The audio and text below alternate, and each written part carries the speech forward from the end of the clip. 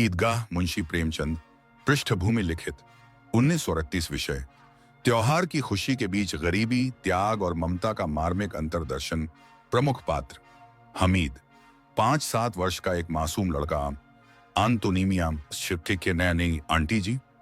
हमीद की देखभाल करने वाली दयालु वृद्धा। संक्षिप्त सार, हमीद को ईद की नमाज के बाद मीठा खाने या खिलौना लेने के लिए 5 पैसे दिए जाते हैं। दोस्तों के साथ बाजार घूमते हुए सबका ध्यान चाट मिठाई और खिलौनों पर जाता है, पर हमीद उनका साथ छोड़कर दुकानों के बीच एक चिमटी खरीदकर आंटी जी के जले हुए चूल्हे के अंगारे हटाने में लग जाता है।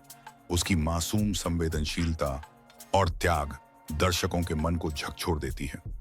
कथा का सटीक पाठ। संक्षिप्त अंश, हमीद ने अपनी चाट चॉकलेट वाली दुकान पर बिल्कुल ध्यान नहीं दिया, न ही उसके हाथ ला पुराना पिलपिला सा गेंद फूल लेकर रुका। चिमटा खरीदकर वह जलते हुए अंगारे चुना और एक एक कर अंगारों के बीच से गुजार दिया। बुगदू, आंटी जी ने फूंक मारी। अंगारे उठे, मलबा हट गया। वही उनके जीवन का चूल्हा। हमीद उस पल सबसे ज्यादा खुश था। पूरा पाठ सार्वजनिक डोमेन में उपलब्ध है। आप इसे कई हिंदी साहित्य संग्रहों में पढ़ सकते हैं। क्यों ईदगाह को माना जाता है सर्वश्रेष्ठ में से एक? मासूमियत और करुणा का मेल।